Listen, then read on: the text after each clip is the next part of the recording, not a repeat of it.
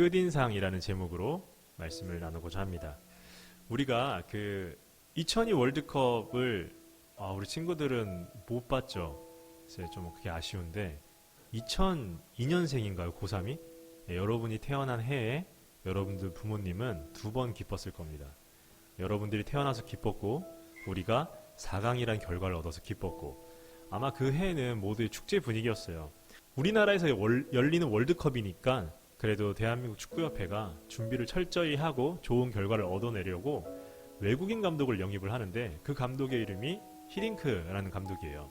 그 히딩크를 영입하면서 뭐라고 그랬냐면 히딩크에게 우리나라 선수들은 체력은 좋습니다. 체력은 좋은데 유럽 선수들에 비해서 기술이 많이 떨어집니다 라고 말을 했어요.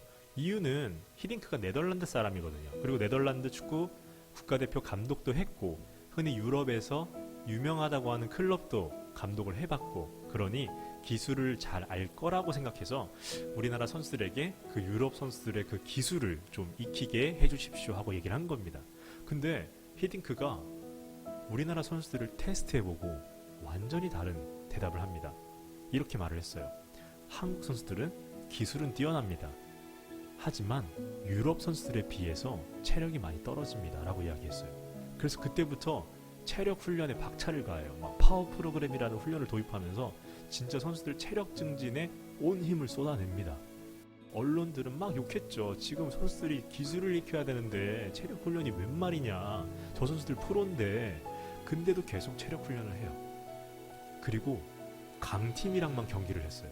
약팀, 일본, 당시 아시아의 어떤 팀? 아니었어요. 유럽에 강하다는, 유럽에서도 잘하는 팀이랑만 경기를 잡았어요. 했다 하면 5대0으로 졌어요. 그래서 별명이 5대0이었어요. 히딩크 감독이, 별명이. 그래서 5대0 감독인데, 히딩크는 자기 자신을 향해 욕을 하든 안 하든 그냥 계속 꿋꿋이 걸어갔어요. 히딩크의 목표는 그냥 친선 경기, 그런 A매치 한번 잘하는 거, 거기에 있지 않았어요. 그는 약팀과 경기를 해서 대승을 거둬 그 거짓된 기쁨에 젖기보다는 차라리 강팀과 경기를 하겠다. 왜냐하면 월드컵에 나오는 사람들은 다 강팀인데, 강팀이 나라인데 약팀과에서 뭐하냐. 강팀과 계속 했어요. 끝까지 몰고 갔어요. 왜냐하면 자신의 목표는 월드컵에 있으니까. 그리고 인터뷰할 때마다 자기는 계획대로 잘 되고 있다고 얘기했어요. 사람들은 걱정이 되는데 저는 잘하고 있습니다. 우리는 계획대로 잘 되고 있습니다 라고 얘기를 했죠. 그리고 그 성과가 월드컵이 아니라 월드컵 직전에 나타났어요. 다시 한번 히딩크는 유럽의 강팀 2나라와 경기를 잡아요. 근데 놀랍게도 안 밀리는 거예요. 선수들이 대등해요. 끝까지 90분 끝날 때까지 시합 과정을 보면 대등하게 경기를 하고 또 비기기도 하고 지더라도 경기 내용이 너무 좋은 거예요. 사람들은 한두 명씩 기대하기 시작했어요. 진짜 뭔가 될까? 우리의 목표 16강을 이룰까? 하고 월드컵이 시작됐을 때 16강이 아니라 4강을 이뤄냈죠. 히딩크 목표가 어디였다고요? 월드컵에 있었어요.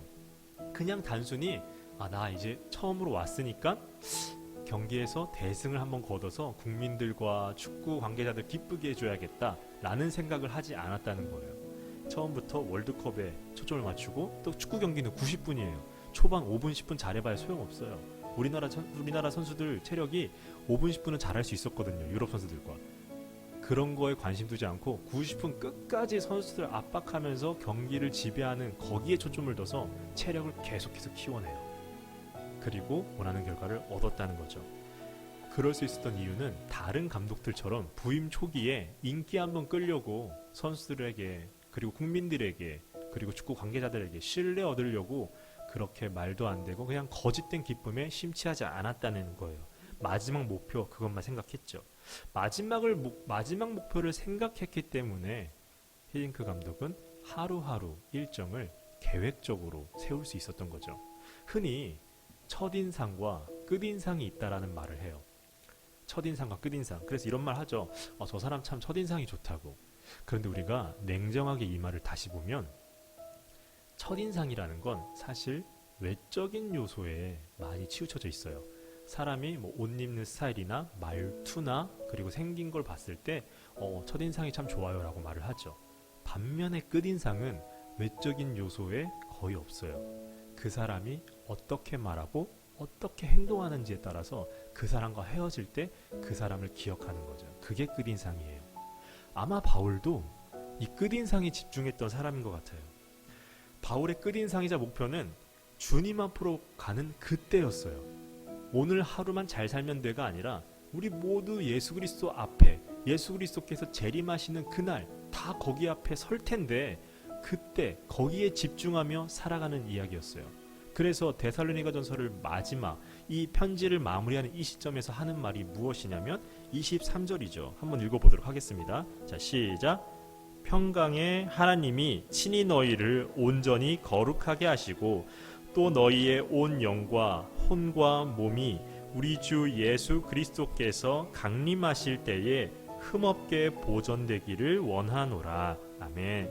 바울은 예수님의 재림을 기다리고 그때, 바로 그때, 예수님이 재림하실 바로 그때 우리의 온 영과 혼과 몸이 아무런 흠이 없기를 바랬던 거예요. 그래서 말하는 거죠. 화목하라고. 힘없는 자들을 붙들고 오래 참으라고, 항상 선을 따르고 항상 기뻐하고 쉬지 말고 기도하고 모든 일에 감사할 줄 알려고, 성령 소멸하지 말라 그러고 악은 어떠한 모양이라도 버리라고. 왜 그러냐면 마지막 그때를 기억하거든요.